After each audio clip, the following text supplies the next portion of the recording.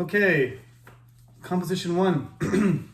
This is my only writing class this semester, so when I get around to you guys, I'm always thinking, oh, what were you doing? Yeah, this book, you need this. This is the third week.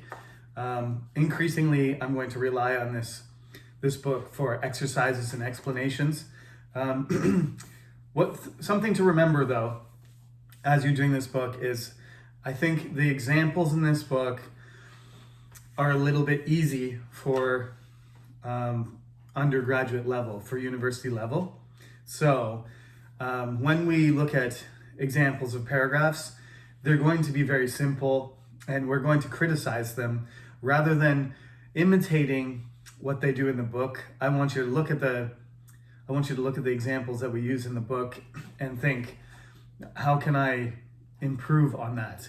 Now, the good thing about the sentences and the paragraphs in the book is that it's been edited, and this is like the 5th edition or something. So there's no issues with grammar or spelling or punctuation. So, in terms of the mechanical aspect or the technical aspect, the writing is perfect. But in terms of content and organization and argument and logic, it's certainly not. It's very basic, and that's the way it's meant to be. But by the end of the term, we want to be able to do much better. So it is supposed to be to give you the basics, to give you a foundation of how to write well, and it doesn't really go beyond that. But I would like to. So before we use the book today, I'm going to talk to you a little bit about these foundations and about these principles, okay? It is week 3. We're on the 3rd lecture. Hopefully you've been following. And what I want to talk about today is positions and principles. But I wrote it that way because it sounds kind of better to say positions first, but we're going to talk about principles first. So every semester I mention these 3 C's, and I want you to keep these in mind because these are principles that govern all writing, no matter what kind of writing you're doing. You want to be clear and concise and coherent whenever you're writing. This simply means that what you write is understandable, that you're choosing the words carefully so that another person can understand what you write. Being concise means that you're saying it you're not being too wordy. You're not repeating yourself or talking too much when you can say it in a more efficient way. Simple. Brevity is the soul of wit, as they say. I better write that down just so you know what I'm saying.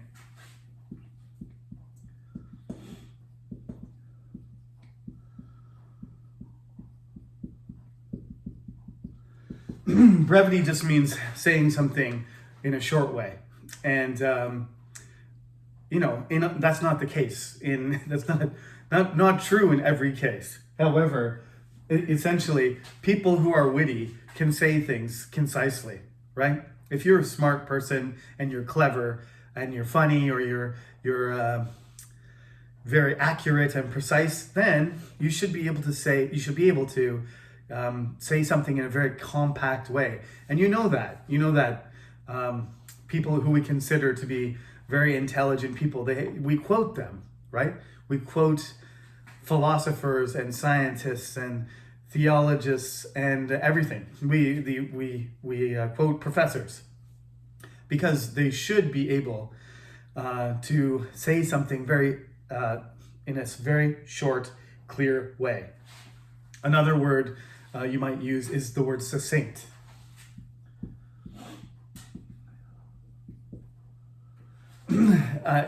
If somebody says, please put it succinctly, it means say it in a short and clear way. And so you want to be succinct when you're writing. No professor wants to read 5 pages when 2 pages will do.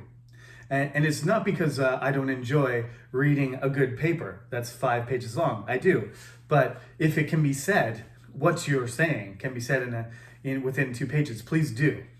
Of course, there are lengths of papers, and there's lengths of assignments and books, which are requirements. So if I say write 2 pages, you have to write 2 pages, but you do need to fill that space with, essential information, not be redundant and not repetitive and not talk about things that are unrelated. You need to keep it concise, okay? Otherwise, you're going to run out of space. Sometimes students think that 1,000 words or 2 pages or 3 pages is a long assignment, but that's mostly because it's in English or you're not used to writing. I have my book here from my class, right? This book is how many pages? 300? Yeah, 297 pages, about 300 pages. It's about 60,000 words.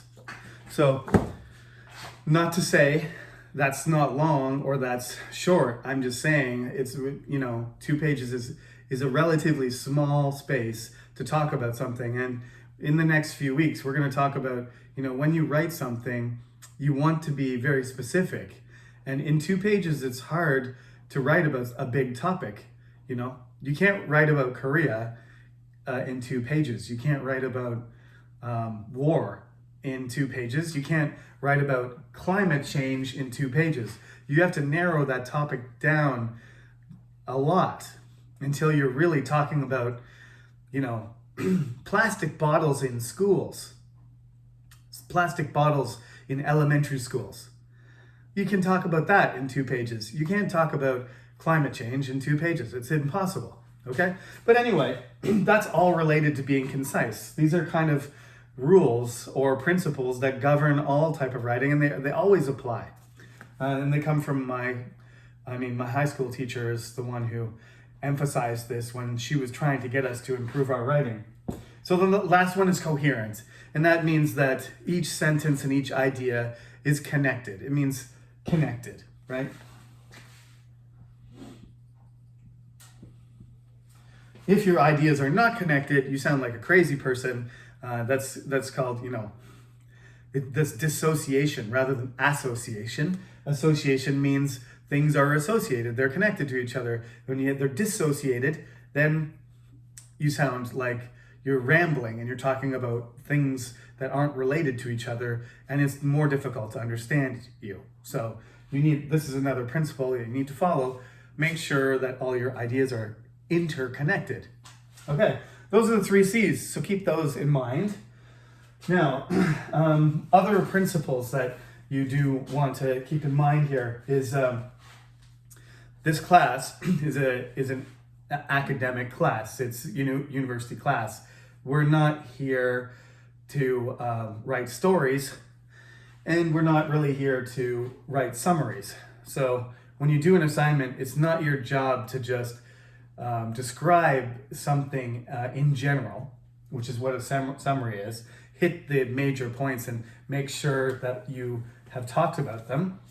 It is your job. You can do that as, you do need to summarize a little bit. You need to give some information about something, but not just what it is and be descriptive. You need to break it down.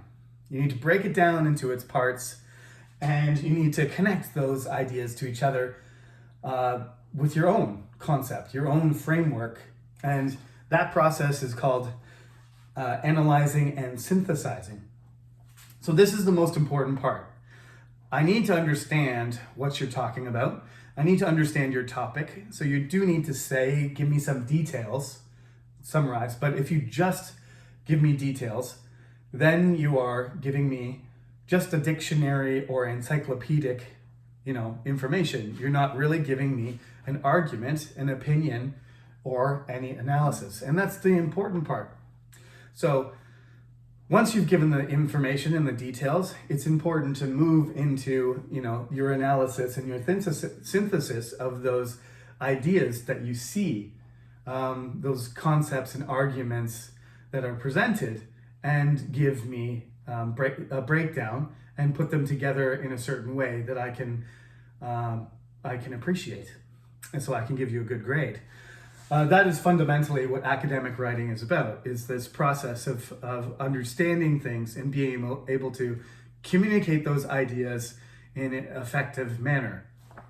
So when you get to any piece of writing in this class, what you're going to do is not ask questions, but answer questions. So when we talk about anything, we have any topic, what you're going to do is, you don't want to write the paper and ask questions. What you want to do is find a good question and provide an answer to it. You need to look at a topic, ask a question, and then write to me what the answer to that question is, the response. In other words, what we're doing this semester, the 2 assignments that you're going to write, they're called response papers because you need to respond to the topic. You need to come up with a question related to the topic yourself, and then you need to write a response to that question and hand it in to me for me to judge. So when you respond to a question, when you write your response paper, what you're going to do is, first you have to define, you have to understand what the topic is, right?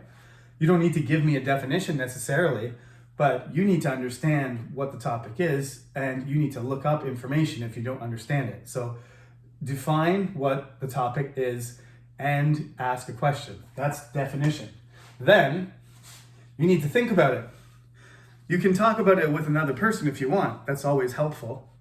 You can talk about it with your friends or your parents or your classmates, your brother or sister. It doesn't matter. You can just think about it yourself.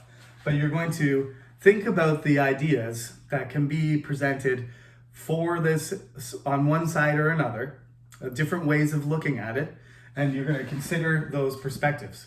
You're going to debate with somebody else, or just think about the different sides in your own head. Think about them. And then you're going to pick a side, and then you're going to defend it by giving reasons and explanations and support, right? So understand the question, understand the topic, look at the question from different perspectives, and then write a statement, an argument about that. Define, debate, defend. These are my 3 Ds. My high school teacher provided me with the 3 Cs, and just last year, finally after 12 years of teaching Composition 1, I came up with my 3 Ds, okay? Also known as 3-dimensional, objects and everything, but these are the 3 Ds of writing. Define, debate, and defend, okay? Keep that approach in mind when you're talking about academic writing. When you're looking at any type of writing, storytelling or texting or poetry or academic writing, doesn't matter. These things are just about communication through writing. These 3 points are related specifically to essays, to academic writing and argumentation, okay? So how do you do that? Well, like I said, you take a position and then you form an argument, right? This is what my point of view is on this subject, and this is how I'm going to argue that this is the way you should look at it. So you go from making statements, especially at the beginning, make a strong statement, and then you provide support. You have a position and you give reasons, right? And the relationship between your statement at the beginning, your argument, and the support must be logical. You use logic to help people be persuaded.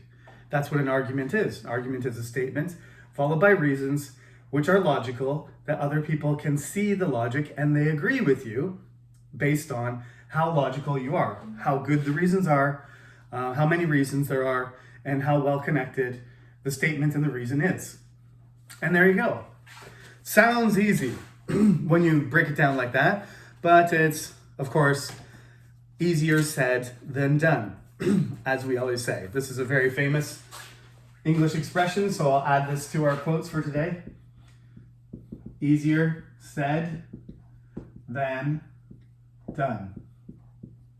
Don't ask me who said that originally, because I have no idea. But teachers and people say that in English constantly because, when you say an idea, it sounds very simple, and then actually making it happen, making it reality, tends to be a lot more difficult than somebody just opening their mouth and saying something about a subject. Now, we are in the textbook. We need to get down to business. Page 5, chapter 1 is called Beginning to Work. So we did the introduction last class. Right on the first page of chapter 1, page 5, there is a kind of chart which has some questions, some topics which you're supposed to respond to. So this is why I'm talking about responses and topics today and how to argue, because I would like you to do this, of course. This is going to be the homework assignment. Before we discuss exactly what I want you to do with this chart, let's just look at the summary of the points you're supposed to, be the points that are supposed to be emphasized in this chapter. First of all, what they want you to learn to do in this first chapter is recognize and write complete sentences. You should be able to do that already. Begin and end a sentence. That should be no problem either. Capitalize and put punctuation at the end. As I said, some of the things in this textbook are a bit basic. Common features of the paragraph. That we can talk about. Identify the topic of a paragraph, also useful, and identify strong and weak paragraphs. So the two first points about building sentences, we don't need to do that. That's should be your English majors, most of you. If you're not an English major, you're taking composition because you do have a basic, comprehension and usage of English. So we have to go beyond just building sentences because you were supposed to do that before you came to university. So what we're trying to do here really is make better sentences, of course. Nobody's sentences are perfect, mine included. So we can still work on building better sentences, but just recognizing complete sentences or practicing punctuation, we don't need to talk about. Common features of a paragraph, the topic of a paragraph, and strong and weak paragraphs are major things which will need to be talked about and understood for this semester. So that's very useful. A paragraph has a topic sentence, supporting sentences, and a concluding sentence. That's it. The length of a paragraph is not defined. The shortest possible paragraph academically is 3 sentences. However, that is almost never a good paragraph. A good paragraph is somewhere between 10 and 20 sentences normally, but some paragraphs are pages long. I'm not going to ask you to write a 5-page paragraph. A half a page is a pretty comfortable length, but it can be a little bit shorter or a little bit longer than that. A full page paragraph is fine. Okay? There's nothing wrong with that. 10, 20, 30 sentences, that's fine. Usually once you're getting multiple pages, there's probably somewhere that you could divide that paragraph into more than one, into multiple paragraphs, and you can have subtopics, in other words. But for our purposes, especially for our assignments that are shorter than the response paper, a single paragraph is going to be the longest length that you need to write. So for this assignment, I would like you to just write 1 paragraph. That's it. A half a page or so. A little bit shorter or a little bit longer is fine. Okay. Now, what this paragraph needs to have is a topic sentence. The first sentence or one of the first sentences needs to say exactly what is going on in the paragraph. It needs to identify the topic. So we have A, B, C, D, E, F on page 5. There are 6 different topics. Your job is to choose one of these topics and to respond to it on one side or the other, that it's common or not common. Okay? Now, there's a third column there, which you can see on the third column. I crossed it out because it depends is not a useful position on these topics. Of course, it depends. It depends whether you're talking about 2021, 2022, or you're talking about 1955, okay? That's your job, though. It's your job to say what it depends on. You can't just say, well, that depends. If you're talking about Korea, you're talking about Canada. That's not acceptable, okay? You tell me what it depends on. So if the question is, high school students have part-time jobs, you need to break this topic down and you need to write what what the conditions are, right? If you're talking about 2022, okay, and high school students don't have part-time jobs, and the reason is because of coronavirus, then and it's Korea, then you need to write down those reasons. If it's because of their parents, right? If it's because of the parents emphasizing studying over work experience, or prioritizing, your, stress. They think that if you have a part-time job, it'll be too much, and then you'll be stressed out. Or the other side, they think that you need to get a job, you need to earn your own money, and you need to be an employee, and you need to understand how to save your money and manage it. You need to have some experience with customers or with other employees, and how to deal with management and be independent. These are all reasons that you could use to argue that it's better or it's not, right? So it's not really important whether you judge it to be common or uncommon, because I don't really, that's not really important, I don't think. There's reasons why it's common or not common in Korea, and there are good reasons for both sides.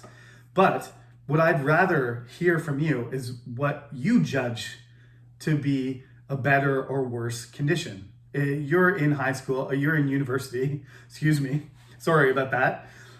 I know you finished high school, congratulations. You're in undergrad, you are a freshman, most of you. But if you're not a freshman, then pardon me, you're probably even more insulted by my high school comment. But you all went to high school. You can't get into Chungnam National University without finishing high school. So you all had that experience, and you had a part-time job, or you didn't. We don't have statistics, and I don't have statistics, and I don't expect you to look it up. But you probably know from your own personal experience how many students in your class had high school part-time work or not. And if there was very few, you're probably going to think you're going to say it's uncommon. However, you don't really know. If you grew up in Daejeon and somebody else grew up in Nonsan, and somebody else grew up in Iksan, somebody else grew up in Seoul, and somebody else grew up in Wonju. These are all cities and of varying sizes in different parts of Korea, and there might be more or less students doing part-time work for various reasons, right? Because there's more jobs available, or there isn't jobs available because the family needs money, or they don't, or because in the one city there's more wealthy people and there's more hagwons and that's what they do. There's all kinds of reasons. So you need to break it down, and you just need to be specific, right? You can't just have an opinion that's based on nothing. So you have to take the topic and you have to say something like, high school students should have part-time jobs, or you take the opposite opinion. High school students in South Korea do not need to have or should not have, or it's better if they don't have high school jobs in South Korea because whatever, okay? Make your topic statement and then provide support for that. Provide evidence, get your information, talk about your personal experience, talk about the condition of Korea in general, find some facts, and make some arguments and connect those statements, connect those supporting sentences to the first statement, to the topic statement, write the paragraph, and then write a concluding sentence. That's how you do it. That's how you write a paragraph, okay? So I don't care if you do I'm not going to say anything more about the possible support or arguments for high school students have part-time jobs, because some of you might choose that. But please don't all of you choose the first one. It's much more interesting for me to get a variety of topics. There are 6 there. So the second one is university students have part-time jobs. Maybe that's easier for you to agree with and for your parents to agree with for a variety of reasons. Tell me what they are, or tell me that part-time work for university students is not recommended, and give me your reasons why. Back yourself up, provide the support for why you have that position. Like I said, define, debate, defend, okay? University students have volunteer jobs, okay? Now this is an unpaid job. It's extracurricular stuff, which has nothing to do with money or with bosses. Usually, well, there's organizations, there's independent, there's charity work. You can do it yourself. You can do it in an organization or a club. You have to explore those possibilities. And whichever, possibility you explore, focus on those points, right? Try to keep everything coherent when you put it together. Part-time jobs pay a good salary. Now that is, you would think that's a more objective thing, but actually it's not, right? It's relative. It's relative to the cost of things and to your condition, right? How much should part-time jobs pay? Should they pay man 1 an hour? Should they pay E-man 1 an hour? It depends. It depends on what job you're doing, and it depends on who your employer is. Some university jobs, some jobs, part-time jobs do pay well. But there's reasons for that. And again, try to be specific when you're talking about them. Some of those jobs are much more difficult to get, and that's why they get paid more. But there's a lot of diversity in the job market. Just some of those higher paying part-time jobs aren't easy to find. They're less common, and you may not have access. After graduation, both men and women want to have a full-time job. That seems obvious too. But the one thing I regret is that I didn't have a full-time job, and I wanted one, but I didn't get one until I came to Korea. I had multiple part-time jobs. Well, that's not true. I had a full-time job, but I just didn't like it. I should tell the truth. When I finished university, I had part-time jobs for about 8 months. And then I started working full-time, and I did that for about 5 months in Canada before I came. But I wasn't satisfied with my full-time job. Might have been, in retrospect, I wish that I had not really been concerned about that as much and just done the part-time work a little bit longer, or done the full-time work a little bit longer and just saved enough money so that I could travel, because I never did the backpacking traveling thing. But anyway, sometimes you do need to do something else. Often in Korea and in Canada, to be honest, seniors, fourth-year students feel pressure to get a job as soon as they finish university. But I've noticed some of the seniors these days in Korea that I know, they've also decided that they want to take a break or they want to do something different before they jump into a full-time job. They don't want to graduate in February, but they've already started their job in December. That used to be really common when I started teaching here 12 years ago. That these seniors would be like, "Oh yeah, professor, when is our exam?" because I just started my job. And I'm like, you didn't even graduate yet. How can what did the employer say, you don't have a degree. So they just said, yeah, I know, but I got hired, so I have, can we change the time of the exam, or can I write on another day? And I used to try and accommodate them as much as possible, but you still need to write the exam.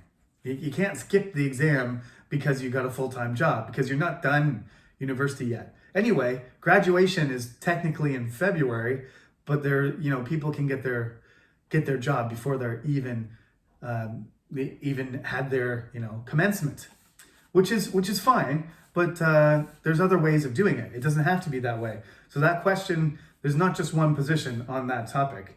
You can definitely question whether you want to go right into a full-time job after graduation, or if you have something else you want to do in between. Think about that. Okay, most jobs for new university graduates will involve technology.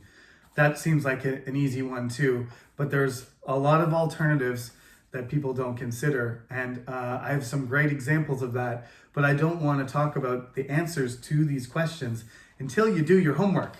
So next week, I need you to choose one of these topics. I need you to write a topic sentence that takes a position for or against this. I need you to write the topic, take a position, provide support for it, and conclude that paragraph. I want half a page, and please submit it on the Cyber Campus by next Monday.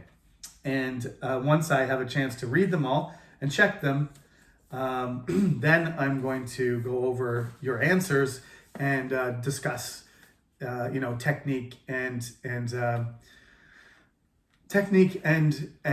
organization, logic, and give you some feedback on how well it went or how it didn't go well. But I'm expecting. I've read some of your writing already. I've started reading the answers for all of my classes to the homework, and I'm expecting some quality arguments. So, but there's always ways to improve. So I'm going to pick out some examples, and I'll give you feedback so that all of you can work on the things on your weak points. Okay, so that is it. I know we only did one page there. That's not going to be normal, I assure you. But I do want to just get this assignment done before I proceed. So that's what I would like you to do, and we'll stop there for today, and we'll pick up again next week. Please be safe. The number of cases is still, a ridiculous number compared to what we're used to, and lots of professors have had students get sick in their classes, and that's why we're continuing to do this online. So just be patient and be careful, and soon, I believe, I will see you in person. So, but for now, next week, I will see you again online. Thank you for listening, and have a good week.